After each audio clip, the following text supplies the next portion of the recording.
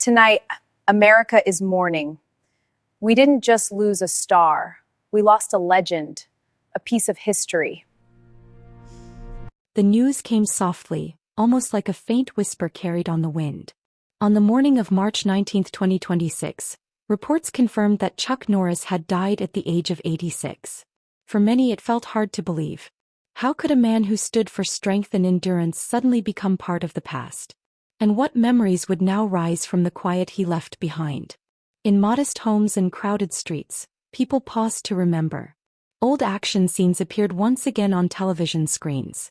Social media filled with heartfelt messages from fans who had grown up watching his fearless fights and steady resolve.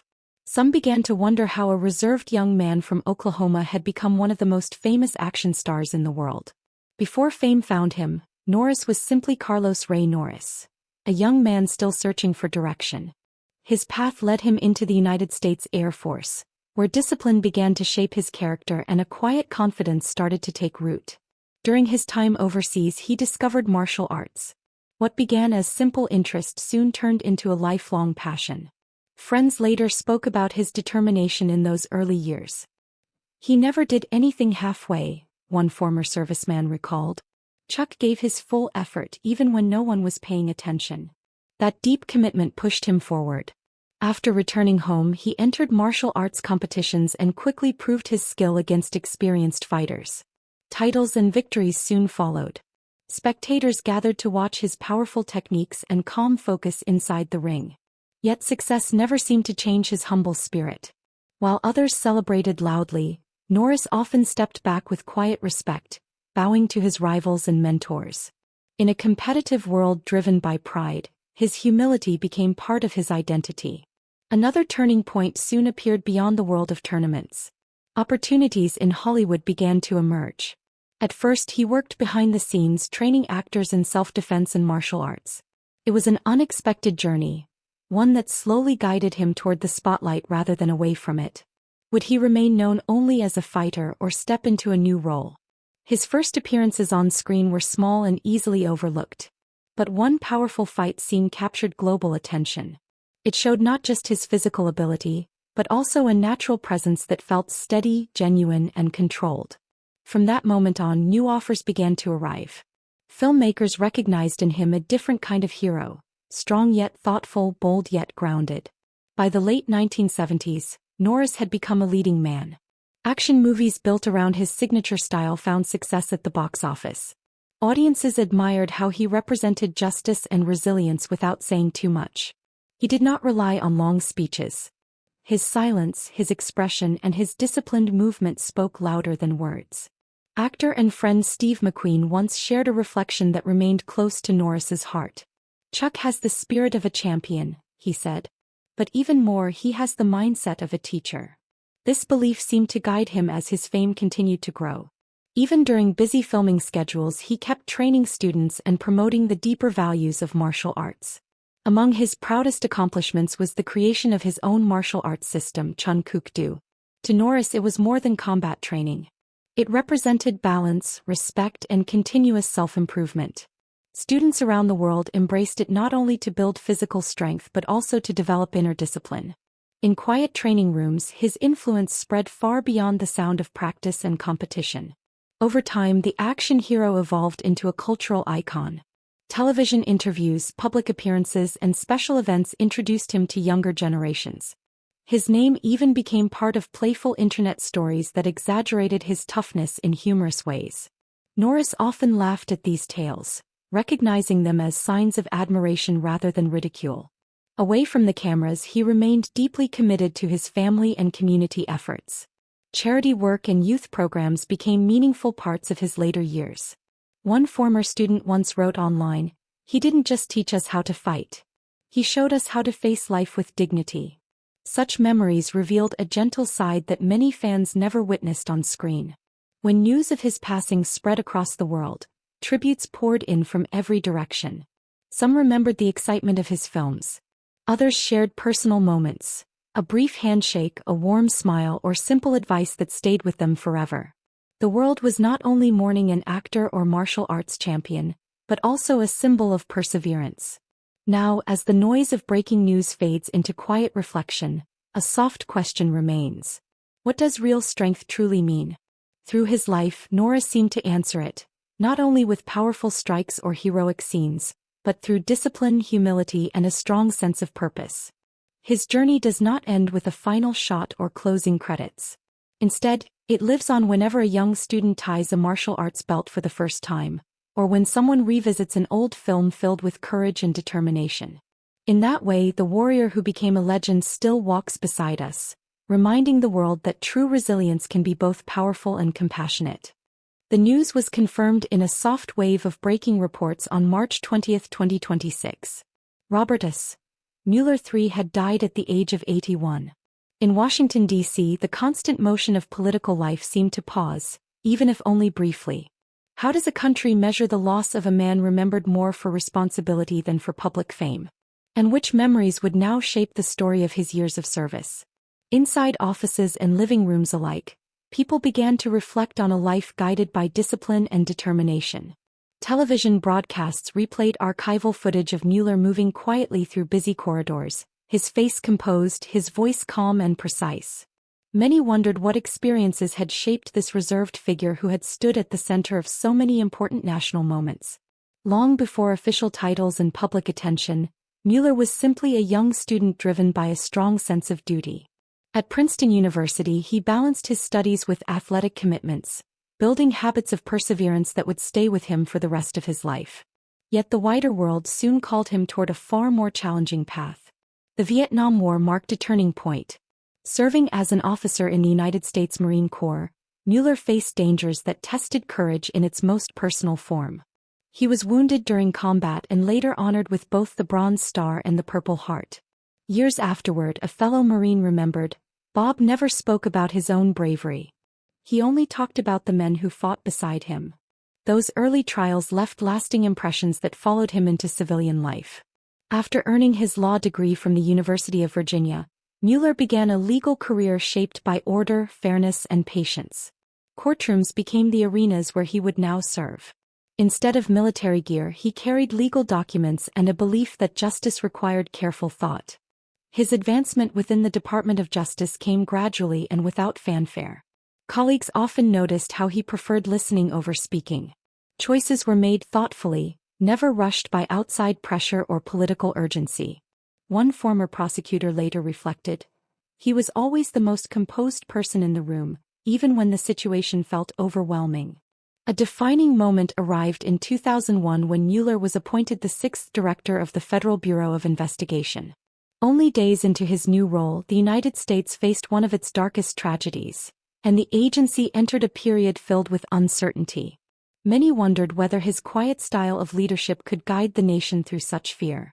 During years marked by security threats and global tension, Mueller remained steady in his approach. Public appearances revealed a man focused less on attention and more on responsibility. While debates continued among critics and supporters, he worked largely out of sight, directing investigations and helping reshape modern law enforcement practices. His leadership often surprised those who expected dramatic statements or bold public displays. Instead, he trusted preparation and cooperation. Agents who worked with him later spoke of long strategy sessions, detailed planning, and small moments of sincere encouragement. "He believed in us," one retired agent shared. "That belief made us better."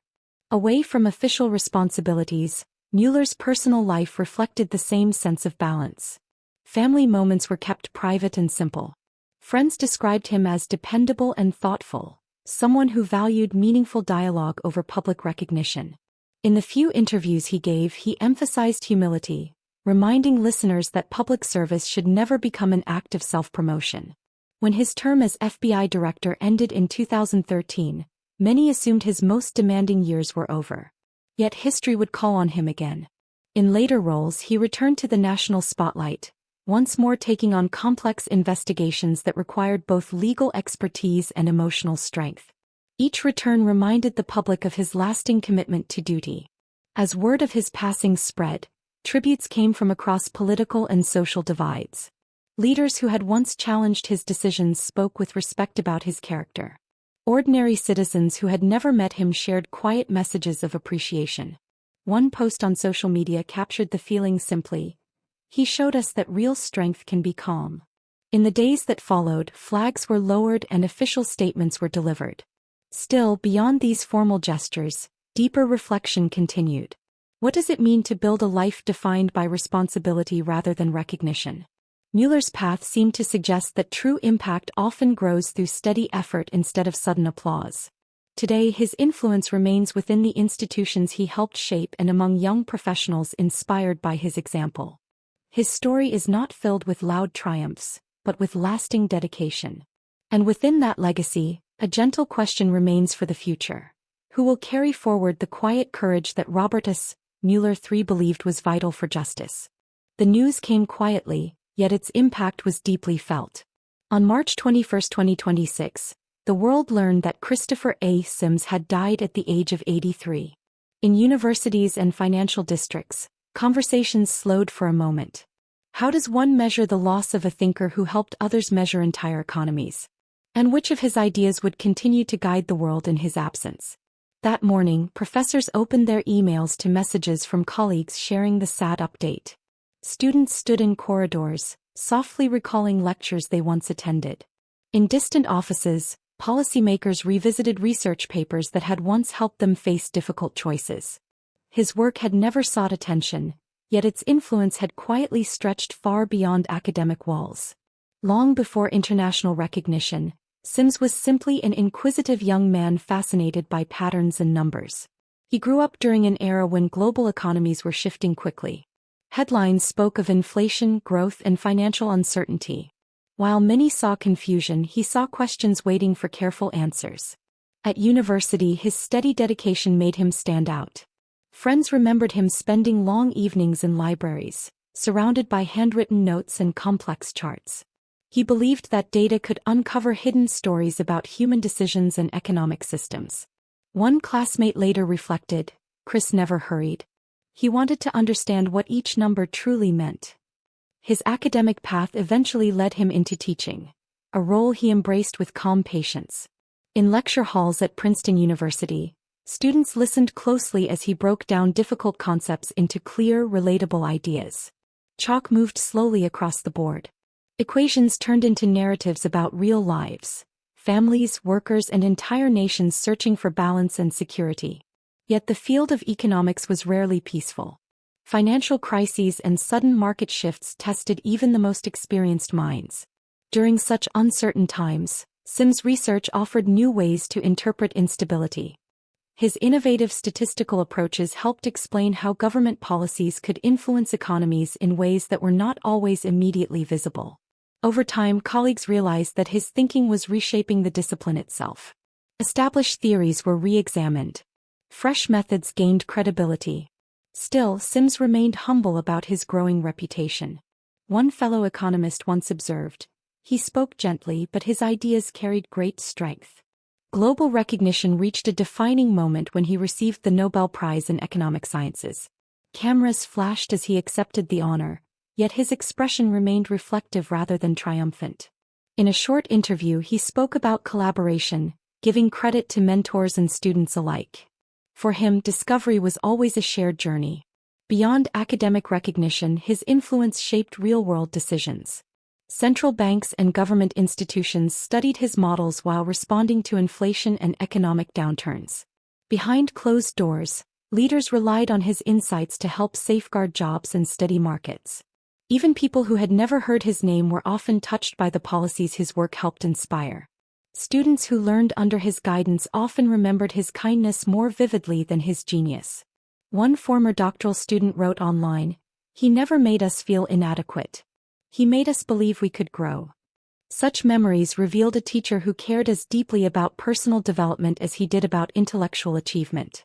As news of his passing spread, tributes arrived from across the globe. Economists described him as a pioneer who brought clarity to complexity. Flags at universities were lowered in quiet respect. On social media, young researchers promised to continue exploring the questions he had once begun to answer. Perhaps his most lasting contribution was his belief that understanding economies also meant understanding people. Behind every statistic, he reminded students, "We're hopes, fears, and choices shaping tomorrow."